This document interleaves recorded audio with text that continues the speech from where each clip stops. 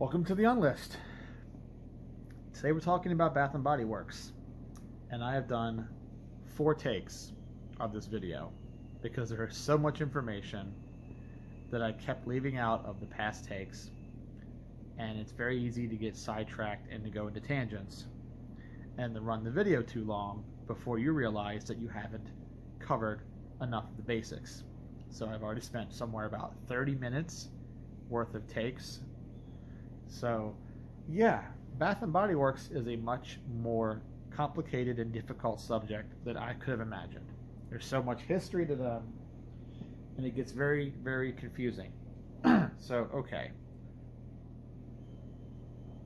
For people who don't know what Bath & Body Works is, the basic is they are a chain of fragrance stores. There are several fragrance stores that sell just their own fragrances, so not Sephora, not Ulta, that sells designer and other products, like chains that sell just their own stuff, their own in-house branded stuff.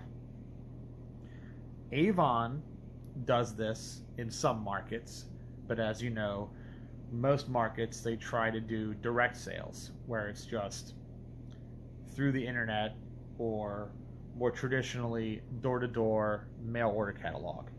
Don't get too much door-to-door stuff in the United States because people don't open their doors like they used to strangers. But Avon has really not tried to operate brick and mortar stores. That's the whole, like, the antithesis of them is to have brick and mortar. The whole idea was to not be tied down to a location. They could lower prices, personalized service in your house or whatever. Bath & Body Works is the opposite of that. So if Avon is Mounds, right, which is coconut, then Bath & Body Works is Almond Joy, which is the coconut with the almonds on top. And milk chocolate instead of dark chocolate. The opposite ends of the spectrum in that regard, I guess. It's a bad analogy, but it's going to have to work. And whereas Avon likes to advertise, Bath & Body Works just goes and sits back and does nothing. They don't advertise. Their existence is advertisement because there are so many of them. Okay, every mall, every strip center, outdoor shopping district, high street, main street, anywhere that you have lots of little stores together, Bath & Body Works tries to be in those places. So everywhere you see like a little electronic shops and cell phone stores and little chip shops and burger joints and places like Claire's and Hot Topic and stuff like that, Aeropostale, this sort of things. Bath & Body Works tries to have a location in the same exact way that you see Lush, the Lush stores.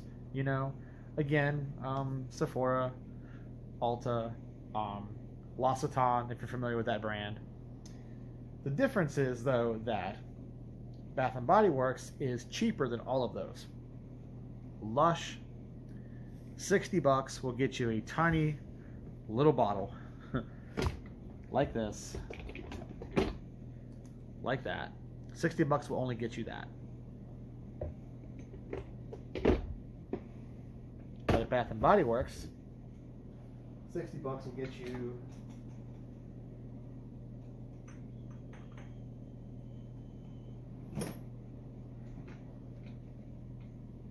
this whole thing. $50 actually, $49.99, so $10 less and 3 times as much. Now I know it's unfair because Lush is Parfum, not eau de toilette, not eau de parfum or eau de cologne, so the concentration is much lower on this. But just for most people, they don't see that, they don't realize that. So just to make the argument, though, must be made regardless whether it's correct or not.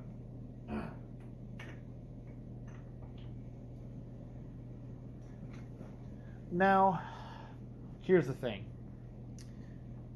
When you walk into a Bath & Body Works nowadays, you get all their fragrances, their lotions, their body washes, sometimes deodorant too, bar soap.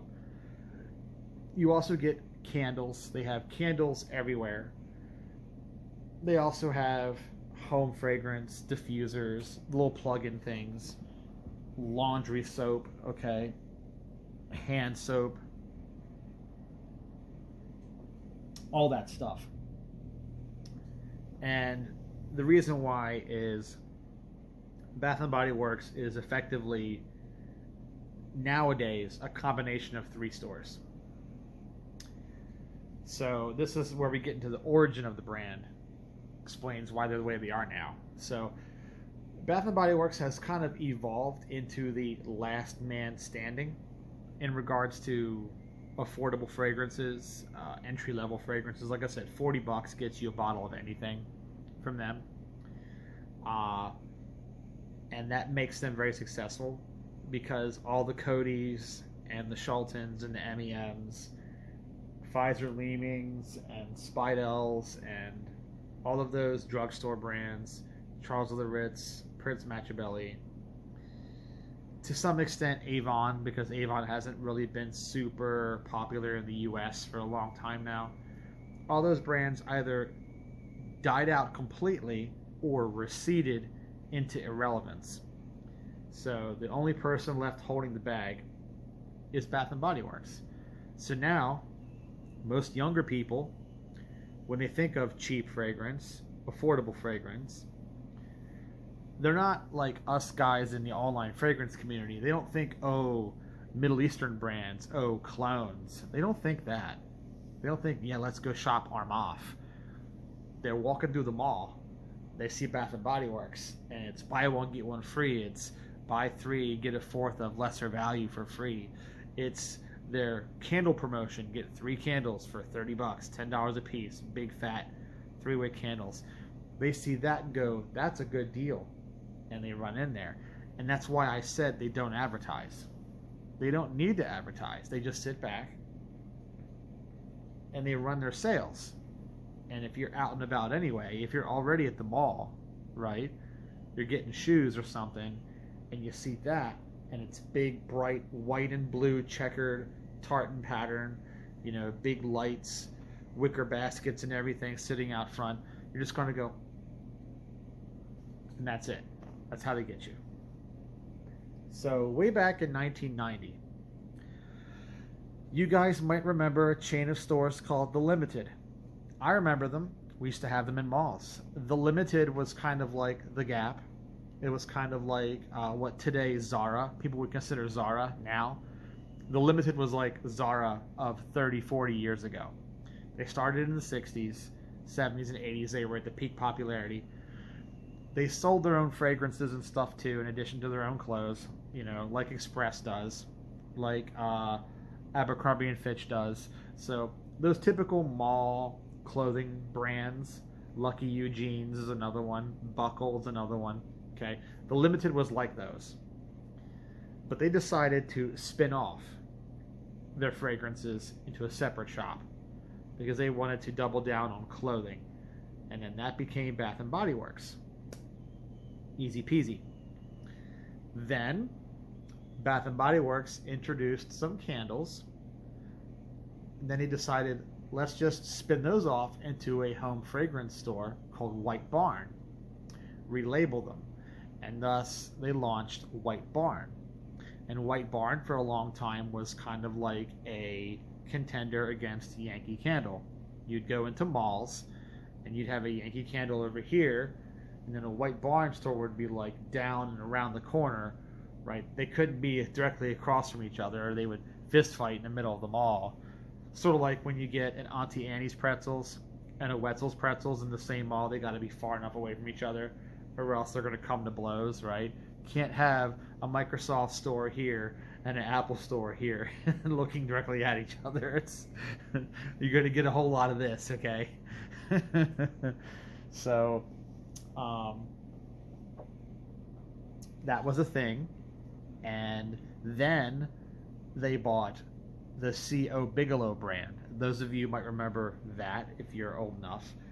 The C.O. Bigelow stores were another fragrance, but they were more apothecary because the brand started in New York and it goes back to 1839, and they did that whole Caswell Massey style of stuff. So a bit more hipsterish, I guess, like Art of Shaving was for a while. But then the Limited began getting in trouble. They weren't doing so well. So they began to sell stuff off. And eventually, the Limited was bought by Belk, the department store chain, right? I don't have Belks up here in Washington, but maybe some of you guys on the East Coast or in the Midwest, you have Belk stores. So we don't have them here. But Belk bought the Limited, and when they did, they spun off the Bath and Body Works into an independent company. So now Bath and Body Works is Bath and Body Works LLC or whatever. They're their own store now. When that happened, they decided they didn't want to operate 3 separate stores anymore. So C.O. Bigelow and White Barn were folded back into Bath and Body Works. So all those stores closed up. Some of them actually were rebranded into full Bath and Body Works shops. A lot of the White Barn stores just became Bath and Body Works stores. Meanwhile, the C.O. Bigelow stuff went completely extinct. And for a little while, I'm talking like 5 years, they would sell the C.O. Bigelow products in the Bath and Body Works back in the corner. But once that ran out, C.O. Bigelow just went back to being a single store, apothecary in New York. If you like their products, if you use any of them, you can buy them online. But that experiment came to an end. And that leaves us to where we are now with the modern Bath and Body Works as we know it, which is a big store that again has the candles, has the health and beauty, the lotion stuff, has perfumes, has the diffusers and the potpourri and the dishwasher, the laundry soap, and there's little plug-in things. So everything.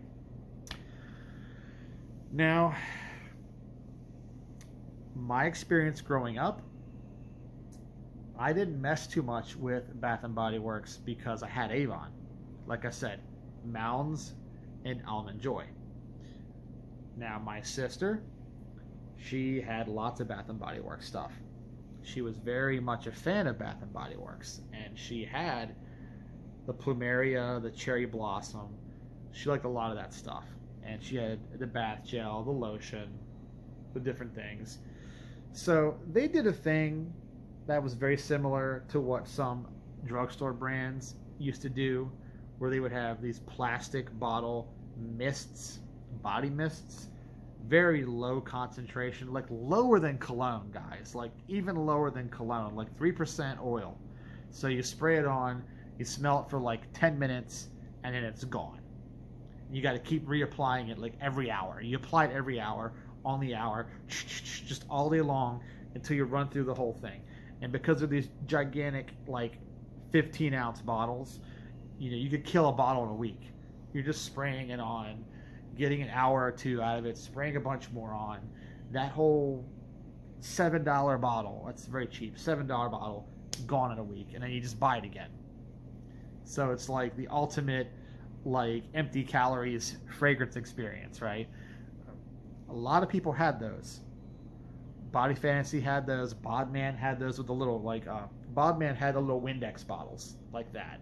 You trigger, again, spray it on, smell amazing for like 30 minutes, and then it's gone.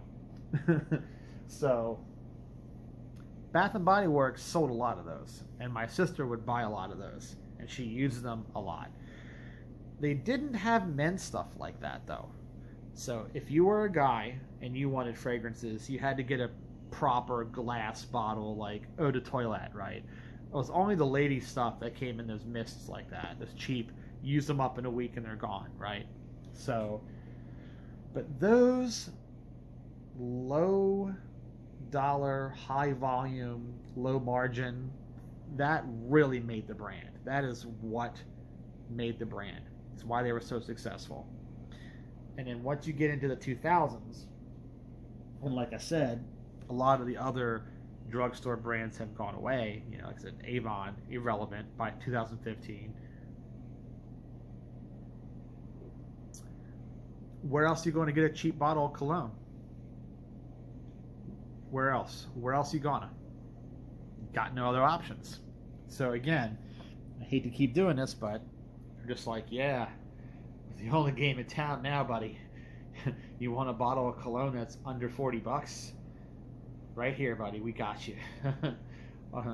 Because most people don't know that Armaf exists, right? Or Ajmal or all the other ones. So you don't search the internet for cologne. At least they didn't back then. Most folks still don't, really. So once I started really smelling Bath and Body Works in the 2000s, I was smelling bottles from the 90s that my brothers had because they bought the stuff or had it given to them.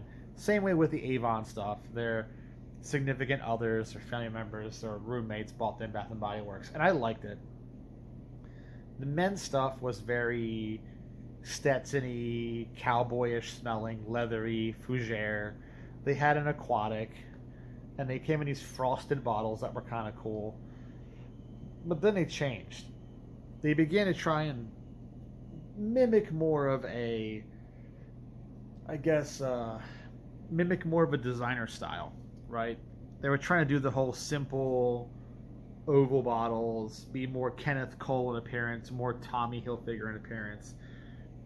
And when they went through that rebrand and I began smelling them, I didn't really like them all that much.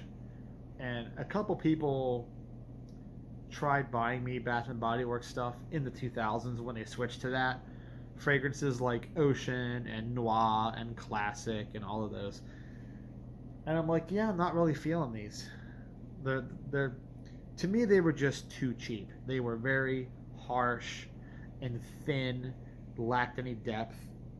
And a lot of them were trying to copy different designer tropes, but poorly. And I just, I used them a little bit, but I could never really get into them because even compared to my Avon fragrances, right, which I know Avon isn't exactly Guerlain or nothing, not Guerlain, but at least with Avon fragrances, you're guaranteed like designer level quality, or at least what designer quality used to be, right, 20 years ago. So, but these Bath and Body Works are like the bottom of the bottom, and I wrote them off. What I didn't realize was that they hadn't found their stride. That this was the time period where they were independent. Like I said, they were separated from the Limited. They were spun off. They were their own brand, and they were trying to find their footing, and they hadn't found it yet. But by about 2010, 2012, right, that's when they began to really right the ship. And by 2015 or so, when I rediscovered them, that's when I'm like, oh, these guys have really changed. They've come around a whole lot. And honestly, one of the fragrances I'm going to use as an example for that is Bourbon by Bath and Body Works. One of my favorites, actually, from the brand. So,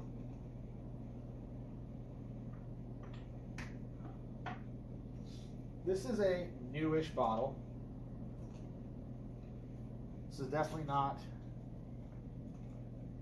an original bottle from back then, but you pull open my computer here, and okay. Sorry guys, I'm not dealing with state-of-the-art computers, so my stuff takes a few seconds to load. But here it is. Okay, 2017 for that. And all right. Let's see. And another one that's a favorite of mine is Mahogany Teakwood. Probably my most worn Bath and Body Works fragrance. Let's find that right here. Okay, that's 2015. All right, cool. So we got it. So this first example, Bourbon, 2017. This came out. This is a newer bottle. So this actually began in those round bottles. One of the survivors from that era, I think. Or maybe no, not 2017. That would not have been a round bottle. Okay, maybe the soft corners, because these bottles when they first came out had rounded corners. I have one of those. I'll show you, but probably the soft corners era. Yeah, but this is, like I said, around 2014, 2015 is when they began to really get their act together, like seriously, and the quality went through the roof.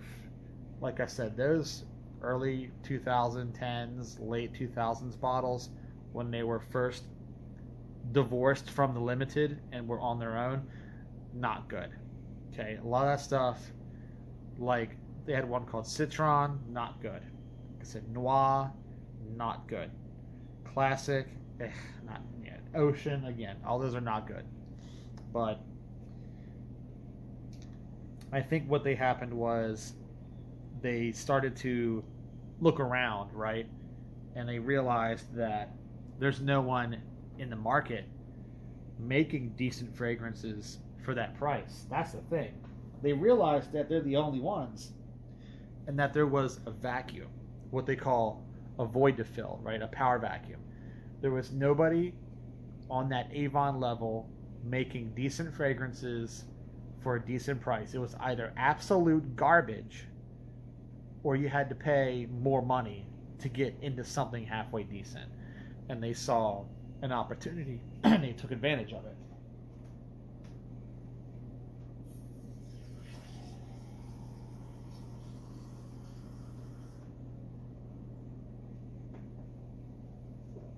So what did they do? They actually did it. They pulled it off. This one, it's kind of an old school 2000s woody amber before we really got into those really harsh woody ambers, back when a woody amber was literally ambery, right? So it's a nice woody amber smell. It's clean, it's peppery, it's got lots of, like, I want to say, like, sort of like a white pepper note to it. And it's just a really, yeah, so it's got like a nice ambery, peppery feeling, a little bit of lavender, very compressed, very sharp, and it layers really well with the other products. And this is what Bath and Body Works kind of learned from Avon, I guess, was you make a good fragrance and then you sell ancillary products that layer up with it. This is literally a play right out of Avon's playbook. So you get your body wash right here like this. You get the bar soap for us old school guys who like using bar soap. You get the lotion, and I'm not a lotion guy normally. I'm not one of those guys that likes to slather up in lotion, but this stuff is scented the same as the fragrance, and it also helps the fragrance itself stay on your skin, right? So it's like you put some of this on, and then once it's all rubbed in, you spray the cologne on top of it, and now you've got like hours and hours and forever performance. And then of course they've got deodorant stick. Not every fragrance gets a deodorant stick, some of them don't, but the ones that do, the ones that have a deo stick or an antiperspirant stick. So you figure, you take a shower, right? You use the bar soap, you use the body wash in the shower, you dry off, you lotion up your elbows or your ashy parts, you get nice and scented, put on your deodorant, then you spray on your cologne, right? And you're good to go. And you will smell like bourbon. In this case, those are all the same thing. You will smell like bourbon for the whole day. And if you need to refresh, like, 6-7 hours in, it fades a little bit. This stuff is inexpensive, so you can go nuts. I mean, don't do what my sister did and spray it on like every hour or so, but you don't need to. It's not that weak. It's a proper eau de toilette, but just you can carry the bottle with you, and it's great. And like, one of their most popular fragrances, it's one of my favorites.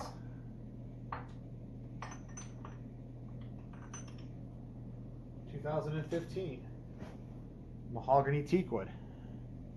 This is a slightly older bottle, so the new ones will say men's shop. These older ones don't. But yeah, this is just really, really, really good smell. And honestly, when people smell this, they compare it to different things.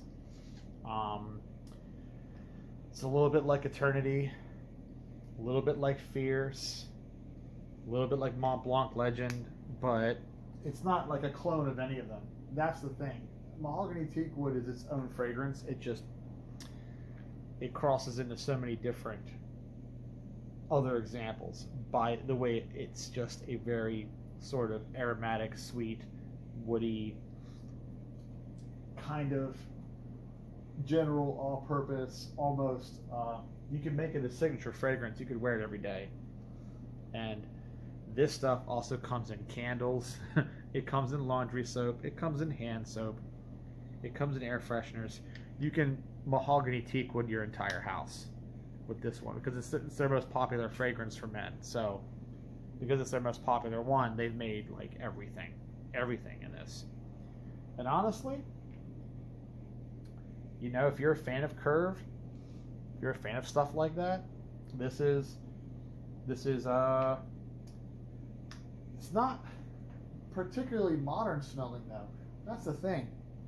The bourbon isn't really modern smelling either. None of these Bath and Body Works men's fragrances, at least, women's stuff's a little different, but the men's stuff, they really kind of straddle the line between more classic styles and more modern styles. But when I say classic, I don't mean, okay, 60s, 70s, 80s. We're not talking powerhouses. We're not talking Polo. I'm talking classic from the perspective of someone in their 30s. Classic from the perspective of someone in their 30s or their 40s, like my age. Someone my age would consider this a classic smell. All right? Polo is a classic if you're like, you know, Gen X or a boomer. For everyone else, it's nostalgic, it's old school, it's what's what I'm looking for? It's anachronistic, it's hipster, postmodern, right? Not that young guys can't wear polo, but because young guys do wear polo, but at that point, it's historical. Okay, it's over 50 years old, or it's going to be 50 years old soon. It's not quite there yet, but you get my point, right? So when I say classic, I mean classic like 90s, okay, early 2000s, 25, 30 years ago is now classic. Like it or not, that is classic now. So, and this is kind of classic 90s fougere with some modern touches, you know, modern by way of 2015, which is also 10 years ago. So, I mean, there you go. And it's still a really good fragrance. They've had some others, like this one here, this Fresh Water. I've talked about this in the past. It's like a more floral, more citric kind of take on Acqua di Gio. It's more orange blossom in it, more narrowly. I like it a lot. It too has all of the soap and things.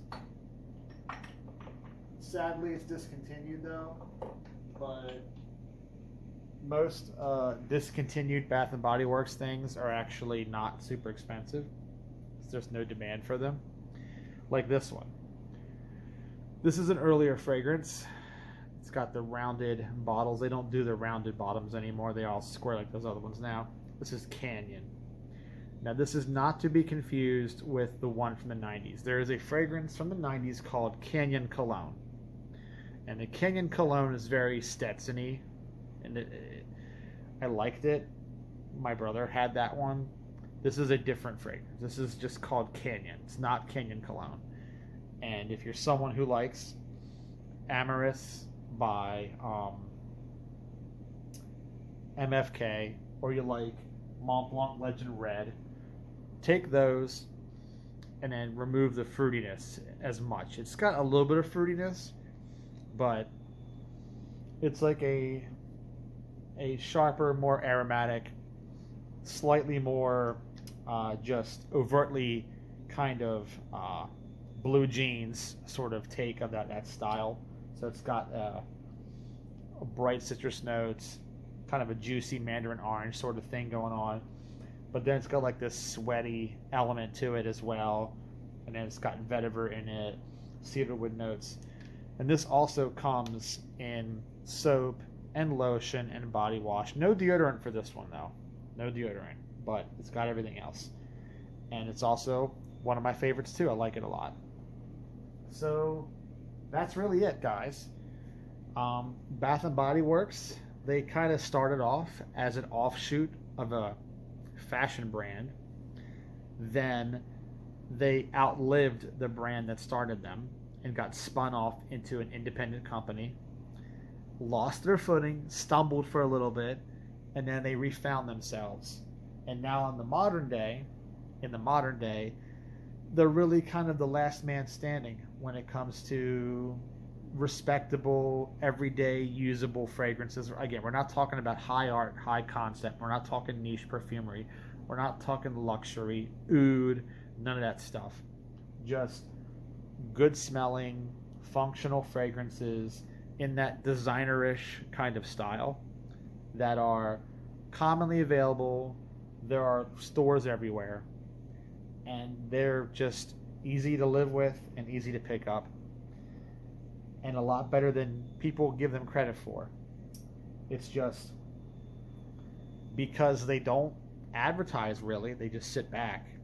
You know, like I said, I haven't seen a Bath and Body Works commercial in forever, so if they are advertising, then I don't know where they are because I haven't seen them. But you see one in every mall, every, like I said, every high street, and they just sit back like this and they pull you in. And if you go in, you may end up with something you like. Now, obviously, not everybody wants something like this. People want a little more